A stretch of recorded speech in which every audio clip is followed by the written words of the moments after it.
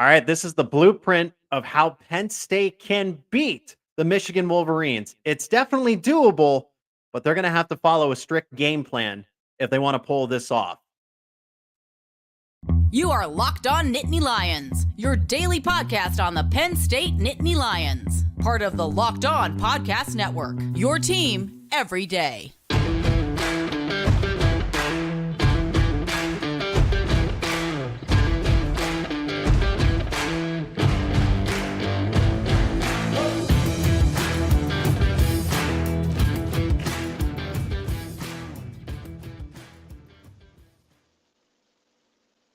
Welcome into Locked On Nittany Lions. I'm your host, Zach Seyko, bringing you all things Penn State Nittany Lions, joined by special guest Matty Fresh for today's show. And today's show is brought to you by Gametime. You got to download the Gametime app, create an account, and use promo code LOCKEDONCollege for $20 off your first purchase. Help out the channel, become an everydayer, subscribe wherever you get your podcasts, including YouTube. Comment down below the one thing that Penn State needs to do to beat the Michigan Wolverines. For housekeeping purposes, this is still a 5.5-point spread. I saw some analytics projections that have Michigan typically beating Penn State about 27-17, give or take.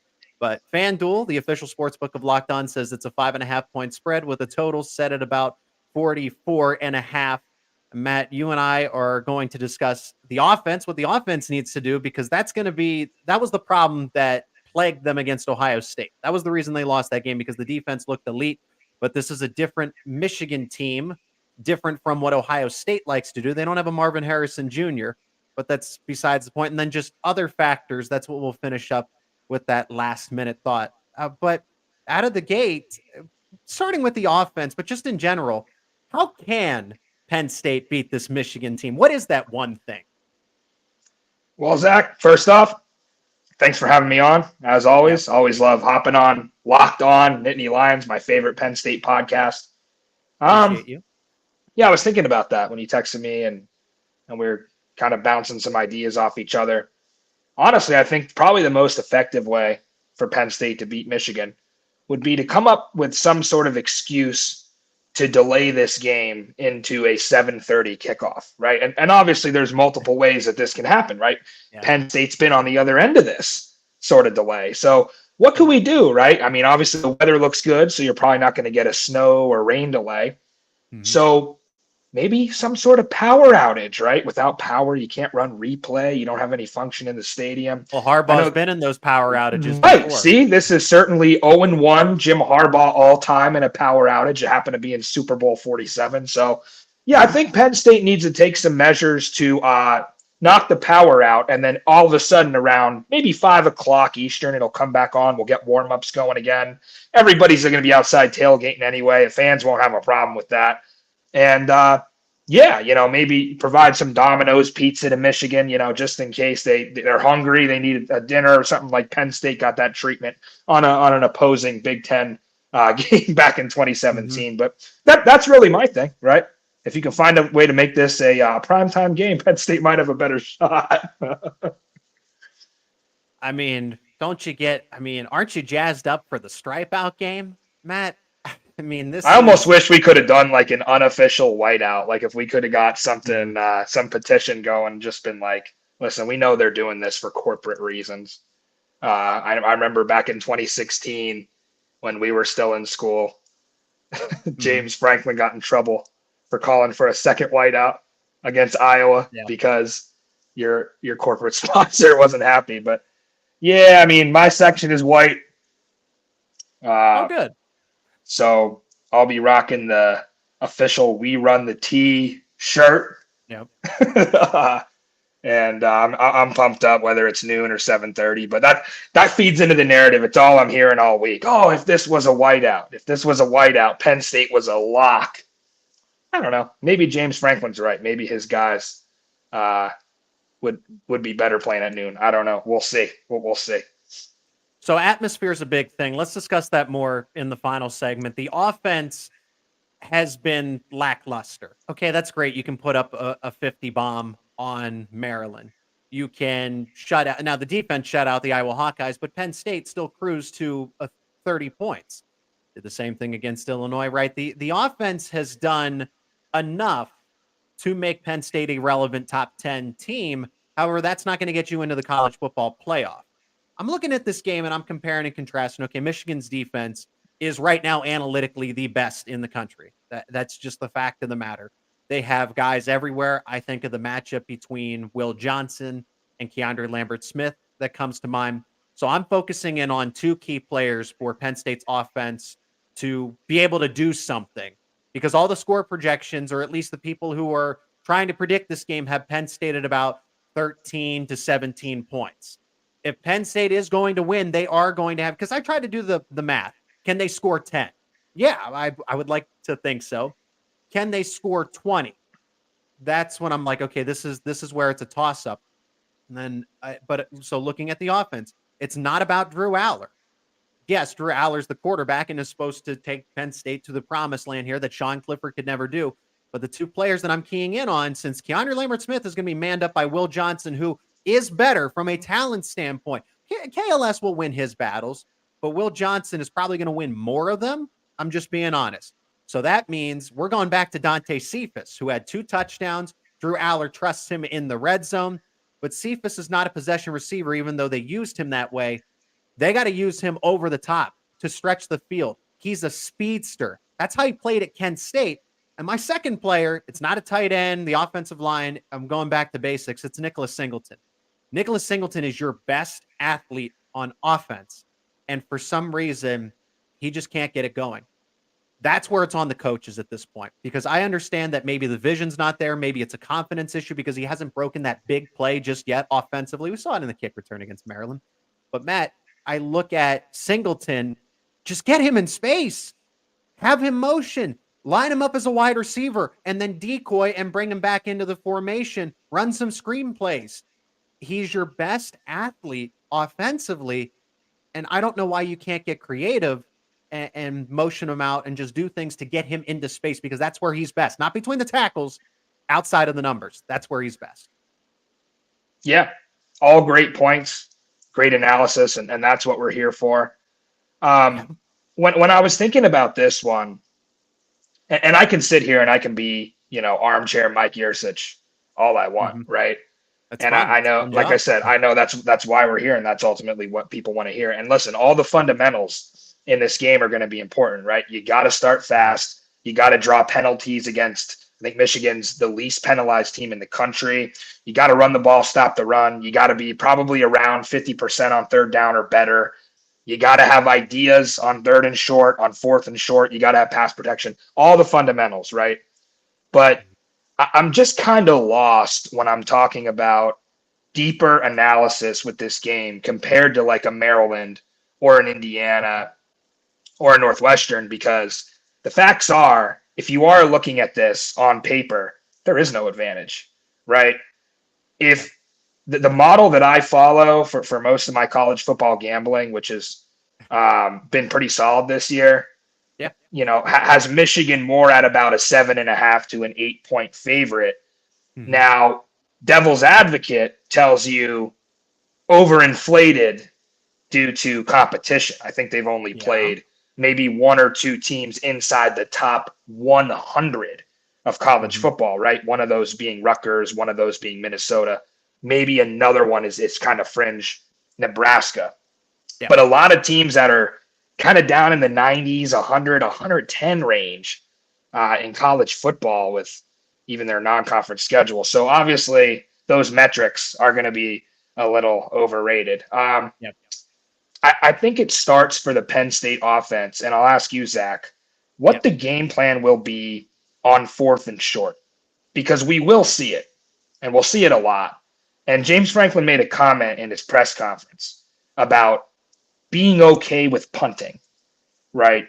And having such a good defense that, and we've seen it a few times where actually a punt, it happened in the Ohio State game, turns in to your yardage, right? A ball, carom off the back and into Tyler Elson's hands. That set Penn State up with a short field in the Ohio State game. And we've seen it other times. It happened a few other times this year. So not being afraid to punt, I get that.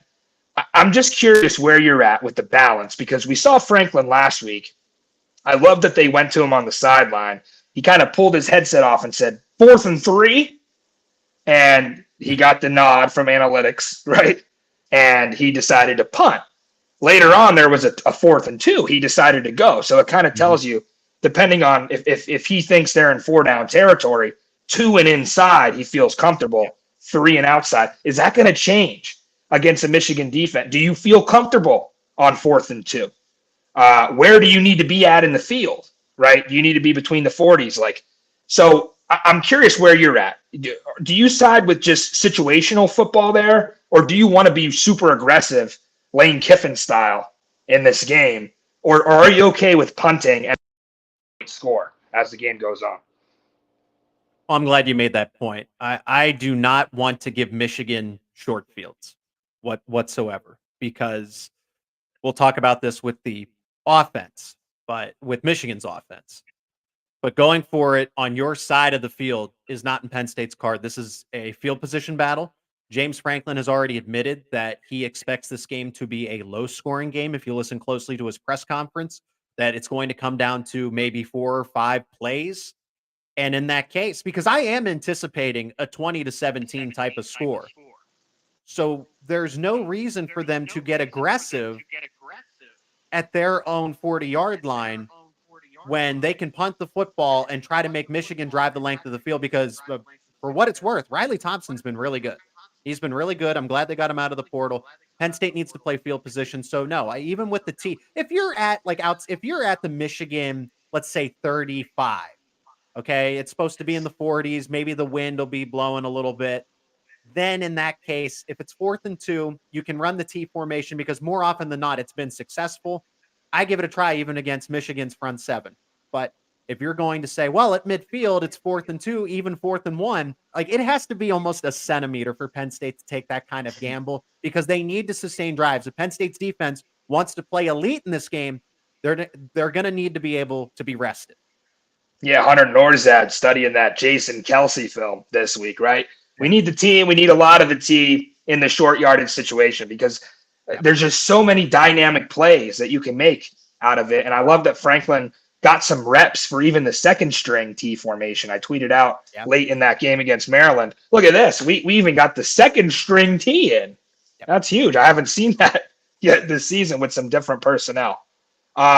Doesn't it seem like Khalil Dinkins is open on every route he runs, right? That could be an interesting wrinkle. He gets forgotten. Yeah. Nobody's looking for Dinkins out there. And I've seen it a couple times, Yurcich scheme him open, and Aller just have to find him, right?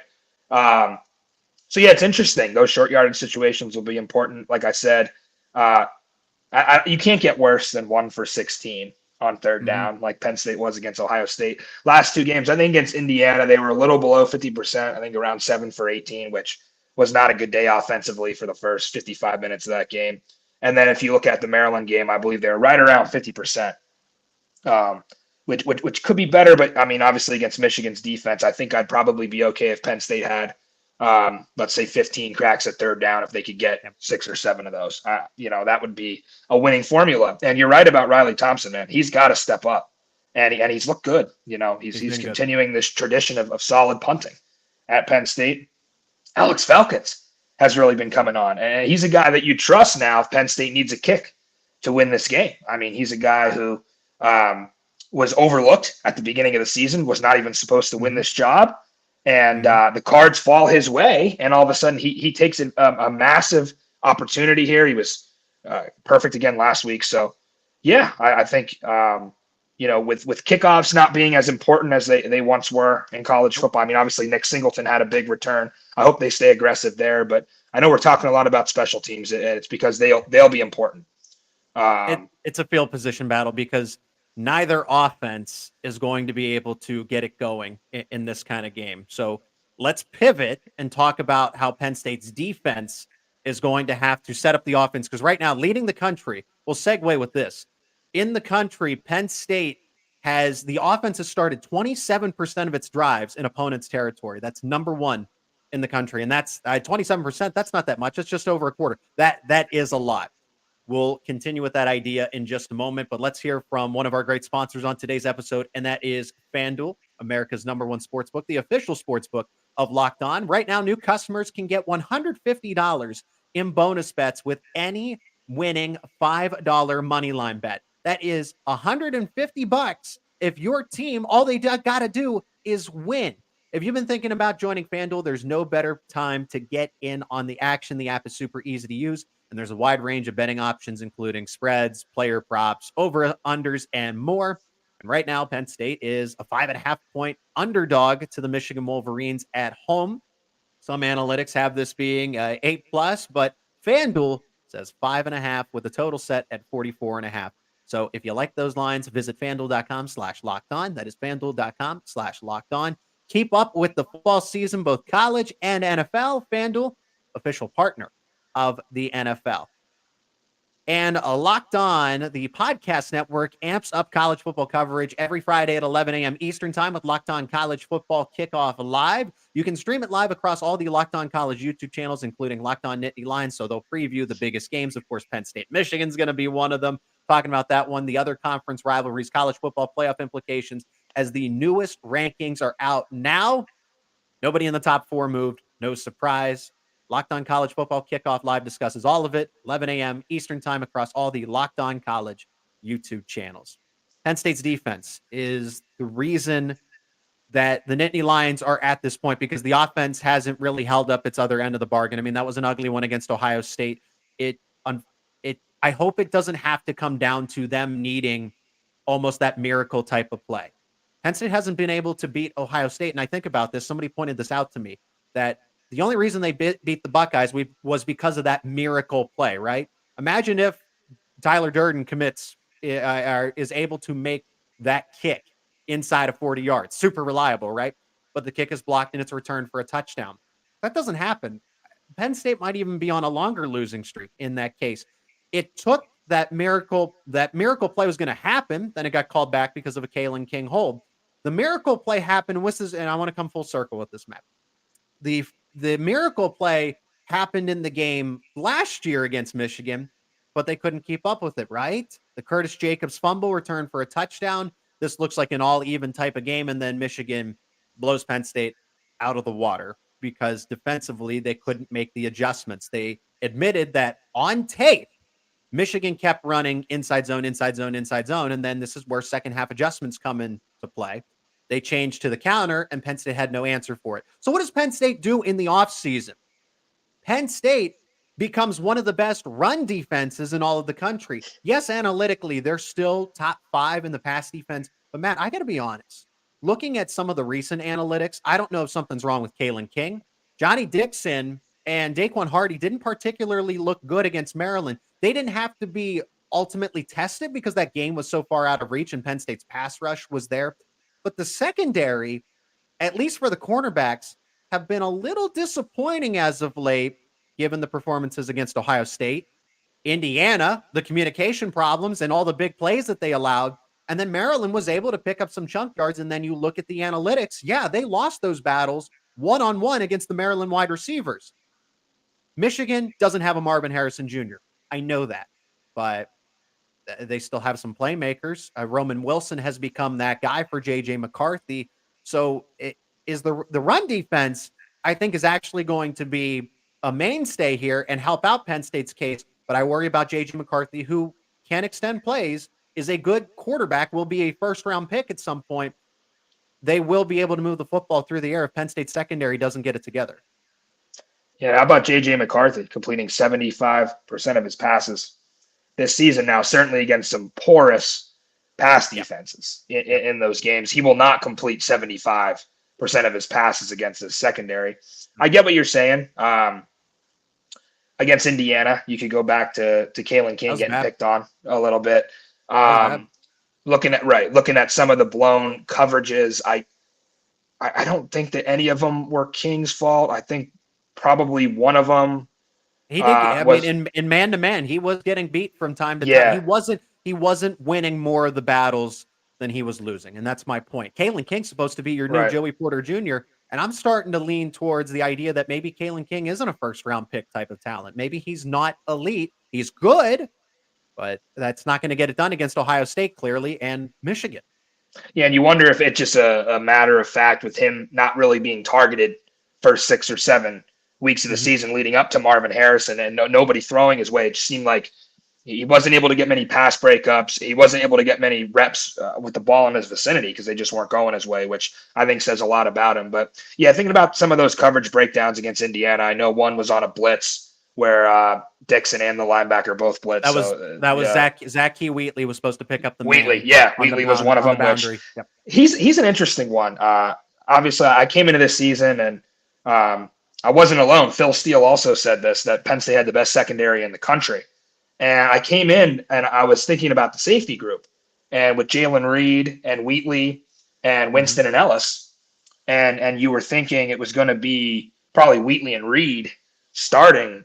Wheatley hasn't played all that much, or at least it seems from the eye test. But boy, has KJ Winston stepped up, and another great game from him last week. He's been their best guy in the safety spot analytically. Yep, he's been kind of like my underdog, dark horse of the year for this Penn State secondary. But yeah, I mean, the run defense, you wish you could take that minus 49 from last week, where I think Maryland set an all-time record low in college football history for rushing. You wish you could take that and like implement it to this game, where you could say like, oh, Michigan has to start 49 yards back or something, because it just doesn't matter when you're looking at this game. Like, Penn State's run defense was incredible last year too. They still gave up half a mile on the ground to Michigan. I know like the narrative this year is that Michigan's more, they like to throw the ball more. JJ McCarthy's coming along as a passer. Yep. I don't know. None of these 9 teams that they've played. Rutgers is probably is Rutgers the best pass defense they've faced? Like, I don't know. I guess so, because they played Purdue, Michigan State, UNLV, right? Right. And what Penn State kept doing against Ohio State, and it, Ohio State was almost equally terrible on third down in that game. Yeah. What they kept doing is they kept getting the Buckeyes to 3rd and long. And then they get bailed out by Marvin Harrison Jr. They just had to resort. They just had to resort to Marvin Harrison. It works. Now, and I say it works, and then I look up and like against Rutgers in the first half, he has like 1 catch, and I wonder like what the hell's going on. But they bracketed him. They double teamed him. Penn State felt confident enough that Kalen King was going to be able to handle that assignment, and he didn't. Yeah. So you wonder with Michigan, 3rd and long situations. Certainly, they haven't faced any much this year. Their goal is to get themselves into manageable situations, and I think it goes back to, if you win this toss, you defer, right? And you let Mo Bamba blast in the stadium. And I know I was kind of steering the conversation in this direction. I know we're talking a lot of X's and O's here. I just like, on both sides, whether it's trying to get in the brain of Yurcich or Diaz, I just keep thinking about, if Penn State just does their job here. Like, you hear some of the comments that Michigan has been making in the press conferences. I know one of their offensive linemen came out and said, like, I'm okay with being the villain. It's just a corny comment. Like, isn't that almost identifying that, like, you did something wrong? Like, what do you mean you're okay with being the villain? Like, that's not the problem here, right? Like, it's not someone coming after you guys for, something you did, like a penalty that, like, I know that they made a huge deal in the Michigan-Ohio State a couple years ago where their whole offensive line came to JJ McCarthy's defense and like beat an Ohio State player up. That's the kind of thing that it's like, okay, we're the villain. Like, this is not the time for you to say, I'm okay with being the villain. And they're embracing that. They brought Ric Flair into the building. Like, what says we want to be a heel? And it just, it sucks, like, what this program does. I go back to like the Quinn Nordine thing. I know some people on the stream will probably remember that. Harbaugh sleeping over at his house. He flips Nordine. And the Michigan, by the way, the Michigan kickers have been much better since Nordine was there. I know he missed an extra point against Penn State in his career, and that was crazy. But yeah, just going back to, the sign stealing and the, some of the questionable things that Jim Harbaugh's done and the weak scheduling, it does set up for, Penn State to kind of be America's team on Saturday. And I really do wonder, Zach, and I've decided it is, because I'm trying to give myself reason to believe that Penn State will win this game. I think you've seen the genesis of the downfall of the Michigan Wolverines with this latest news. I think they'll finish the season 10-2. And I think that Jim Harbaugh will be off to the NFL. And I think with the NCAA and the FBI knocking down doors on campus and who knows, right, what the investigation has entailed, it's too much of a distraction. You can't keep that noise out. It's too loud. And even Jim Harbaugh, who may be one of the greatest coaches at living in a bubble and keeping tunnel vision, he's not going to be able to keep his 18 to 24-year-olds focused on the task at hand. And then you add on that environment. You add on the advantage that Penn State has with a fan base who last time we were in Beaver Stadium were miserable. Like, I remember shaking an Indiana fan's hand and saying, I can't believe I'm saying this for the first time. We got lucky to beat Indiana. Like, you think about even the bad years Penn State has bullied Indiana, right? And that game was way too close for comfort. And I'm looking around like, what a sigh of relief. Like, we were not happy for 58 minutes. You channel that energy, you take it on the road to Maryland, you play your most complete game all year, and now you come into this? What a spot for, like, Penn State fans to be pissed off and, like, be ready. Like, it couldn't have gone better from, like, a momentum standpoint, right? To have the low, then the high, now you're here, right? And we all knew Michigan was going to be 9-0, right? Mm-hmm. Everybody, I figured they'd be number 2 coming in, honestly, but guess they just don't have enough strength of schedule. But yeah, I think that's what the committee's looking at. Yeah, it's important to talk about matchups, as it always is, and like I said, there's not too many advantages for Penn State to find here. There's a lot of, just not a lot of holes in Michigan. So you have to look at outside and off the field, and you just have to wonder. First of all, I don't think it'll have any impact that, like, they don't have our signs. Like, that already happened with TCU, right? They got beat by TCU probably because TCU faked the signs, right? I don't think Michigan's going to lose momentum or come in lost, right? Yeah. But I do think that, like, you can play Purdue and you can handle Purdue through these distractions, right? Yeah. Easy. You can't do that. You can't do that with Penn State. And we're sitting here on Tuesday night. We don't even know, Zach, for 100% sure if Jim Harbaugh is going to be in State College on Saturday. We don't know yet. That could be massive for them. Yeah. And like I said, let's delay this one to 7:30, right? Let's find a way to get this one under the lights, and I think we'll be all right. But yeah, that's my take. We'll move into the final segment and continue to talk about those other factors that you mentioned, because like you said, there's not a lot of matchup battles. Penn State is either even. They have some slight advantages here and there, but it's the exterior type of stuff, the overarching atmosphere, the impending punishment from the Big Ten, right? All of that we'll discuss in just a moment. It's time to hear from another one of our sponsors on today's episode, and that is Gametime. You got to download the Gametime app because buying tickets to your favorite events should not be stressful. Gametime is the fast and easy way to buy all of your tickets for sports, music, comedy, theater near you. You get flash deals on the last-minute tickets. So not only are you getting tickets last second, you're getting deals, discounts on those tickets. It's easy to find and buy tickets to all the events in your area. And my favorite feature, I've used the Gametime app. You can see where you get the view from your seat. So you're not second guessing, where am I going to be sitting or what kind of view am I going to have before the event? You know firsthand when you're making that decision.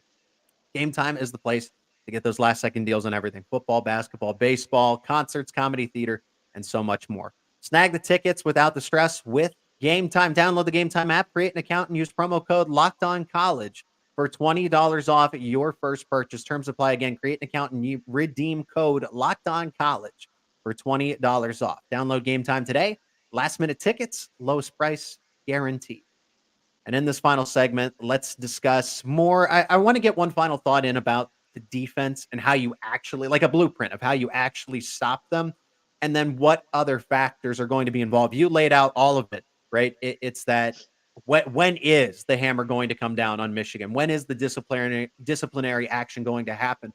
I hope it happens. If it does happen, I want Penn State and Michigan to be at their best, okay? I want Penn State to prove that it is an elite team, not just an elite defense, an elite team that can beat a Michigan type of team, because if they're not without Harbaugh, what's the committee going to say about that? Oh, well, Penn State's win won't necessarily have an asterisk, but they won't take it into as to too much consideration, it won't hold as much value. Is my point, is because Michigan's going to be dealing with all the off the field stuff if that happens. So I wanted to be able to bolster Penn State's resume and actually beat them. I feel like Penn State, if they are going to win in this case defensively, you need to get Chop Robinson back.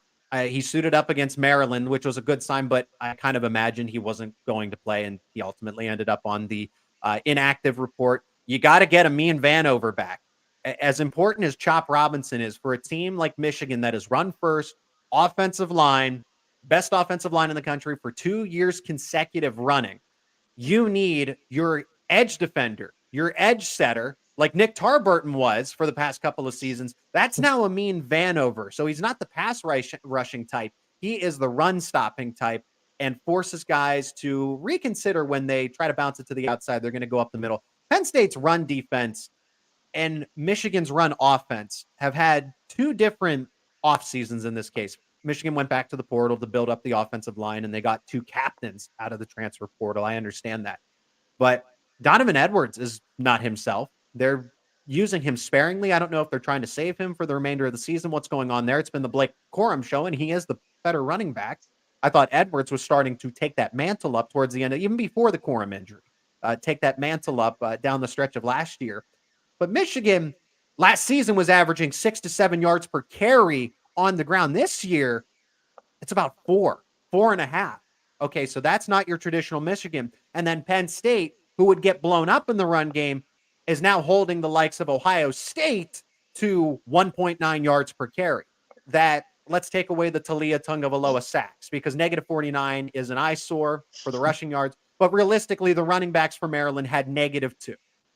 That is, Penn State got faster. Penn State got bigger in the interior. The whole conversation was that they're too small. Now they are truly built to beat Michigan. It's funny because Penn State was always beat to go up against Ohio State. But now James Franklin said, we're going to build this defense to counter what the Wolverines do. Let me ask you this, Zach, because last year, I think the schedule for Penn State is more favorable getting Michigan in this spot than last year. Yeah. With Michigan being a team that sides on, you know what's coming, you can't stop it. Do you think in these first 9 games they have hid things? Do you think that Jim Harbaugh and his offensive staff thinks that they need to hide things to beat Penn State? Like, what's the level? Because I sense a lack of respect after last year. Like, that's one thing. Like, Ryan Day, I feel like, has a pretty high level of respect for Penn State's defense. And trust me, as the year goes on, he will get behind, we were able to do this against the best defense in the country. I almost sense like a lack, especially after last year, 418 on the ground and 7.5 yards a carry for Michigan in this game. I mean, I didn't look at the numbers. I don't know if they've rushed for over 400 yards again since that. Like, that was their coming out party. And it makes me wonder if Harbaugh and the staff looked at the schedule and said, take it easy, these first 9. Michigan fans would certainly kind of want you to believe that they've played it that way, because a lot of the chatter right now is, we don't know if they're good, right? Michigan fans would probably say, well, you don't know what we were capable of yet because we haven't unleashed it yet. Like, what do you think?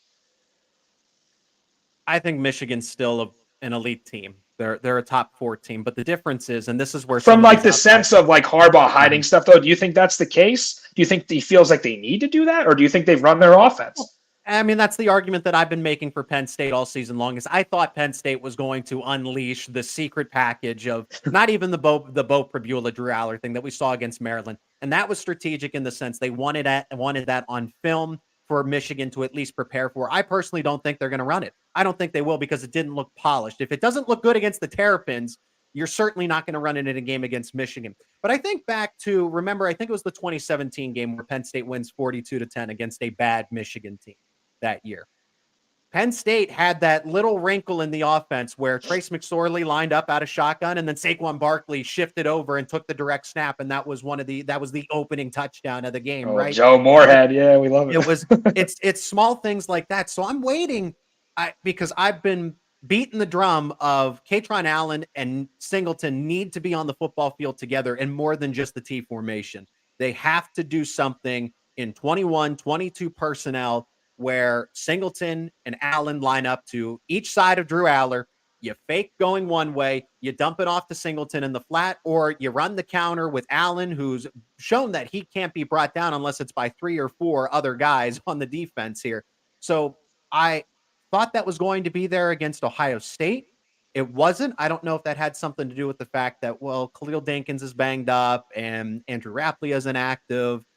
Why? I don't know. Maybe that was just a boneheaded day for the coaching staff, right? Penn State, once again, was out-coached. So are you going to let that happen again? I think back to 2021 when Penn State should have beaten Michigan. They should have. Michigan should not have gone to the college football playoff that year because the Nittany Lions should have beaten them. If they had our signs, come on. If they convert those field goals, if they convert those field goals in that 2021 game, they win. That's 6 points that Penn State left off the board, and that was bad decisions. The fake and then Jordan Stout missing a routine, where I won't call it an easy field goal, but a routine more or less. Penn State puts up 6 points and beats that Michigan team. You wonder if that has any, like, if Kalen King has that in the back of his head. Because if I remember correctly, he was a true freshman that year, and Eric All came over the middle and he burnt King.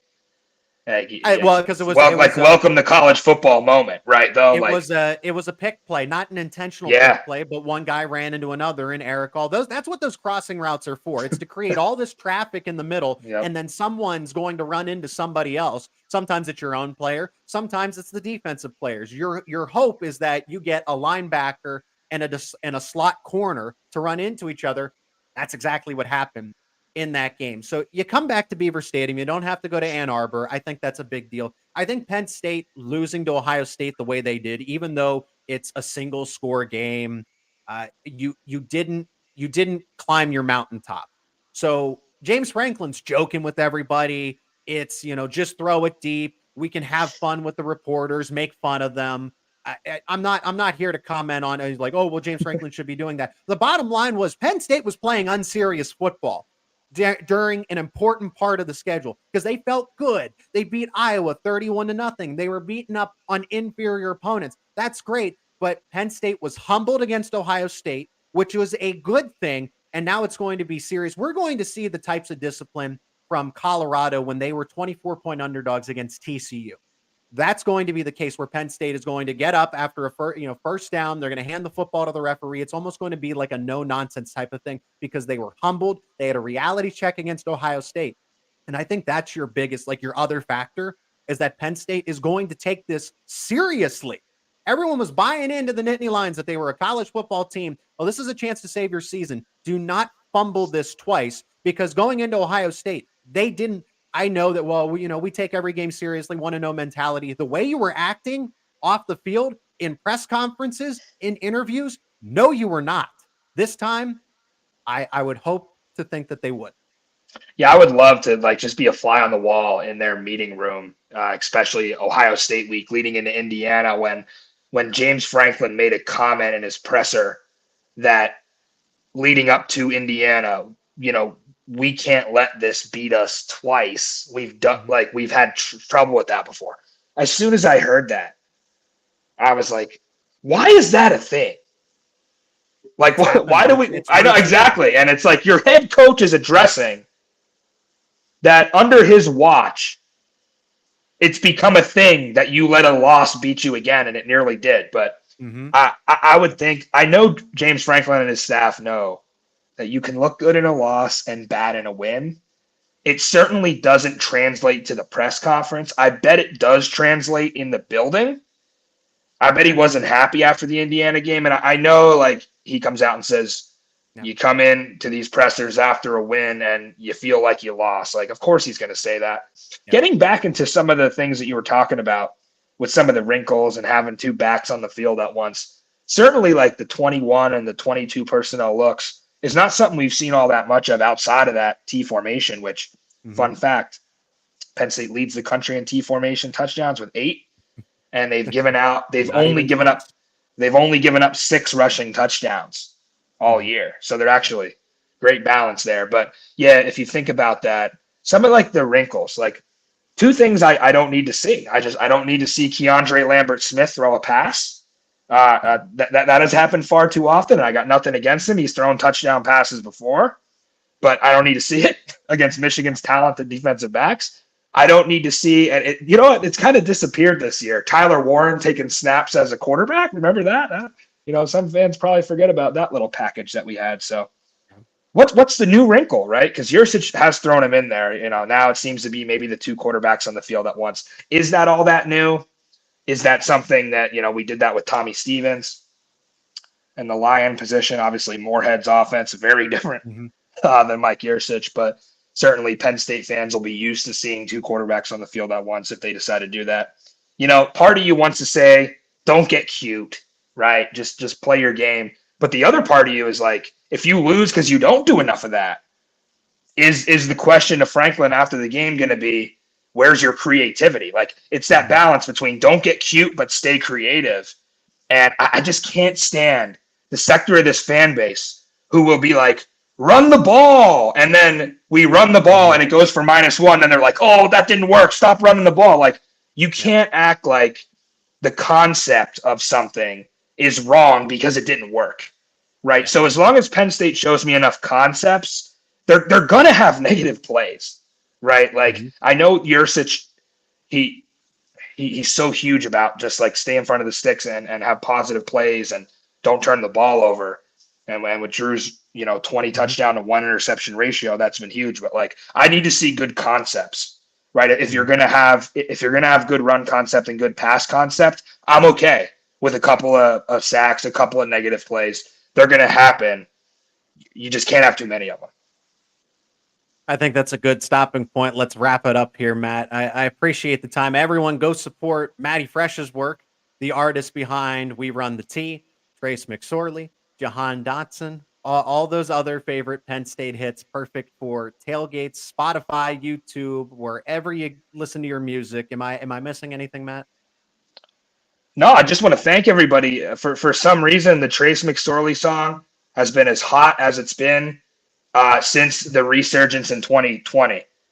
We've somehow got it trending again, and streams are up, and it's an exciting time to be a Penn State football fan. We're going to be out in the yards early on Saturday morning. Like I said, no guarantee that this game actually kicks off at noon. You may see a delay to later at night, so get your James Franklin said, drink your coffee, get your coffee drinking in early. And go hit up Blue White Outfitters and buy a We Run the T-shirt. I can't guarantee it'll get to you for game day, but you'll have it for Rutgers. You'll have it for the Black Friday showdown against Michigan State. So just let's man, I'm so ready for this one. I'm just going to be angry on Saturday, right? Like that's the mindset. We're all just going to be angry. Let's hope Penn State is too. In a good way, like pregame angry, not postgame angry. Yeah, pregame angry, amped up. Hey, they beat you last year. How badly on that same big noon kickoff? So I hope they take that same energy. We appreciate your support here on the channel. Subscribe wherever you get your podcast, including YouTube. I appreciate the comments. I want to shout out those who are active in the chat. Joel Nye says this game comes down to Penn State's offense versus Michigan's defense. If the offense does not step up, it's a repeat of the OSU game. That's a great point. And then Robert says, Ole Miss guy here. You guys have got to beat Michigan, please. If they were to win the national championship, you can kiss the integrity of college football goodbye. Go Penn State. Perfect comments to finish up with here. And I completely agree. I think Penn State is America's team going into this one because it's kind of the same thing with the Houston Astros. Nobody likes the Michigan Wolverines, especially if they're proven to be cheating since it's still out of allegedly. He's Matty Fresh. I'm Zach Seyko. Thanks so much for joining us on this episode of Locked On Nittany Lions. More previews of Penn State versus Michigan to come here on the show.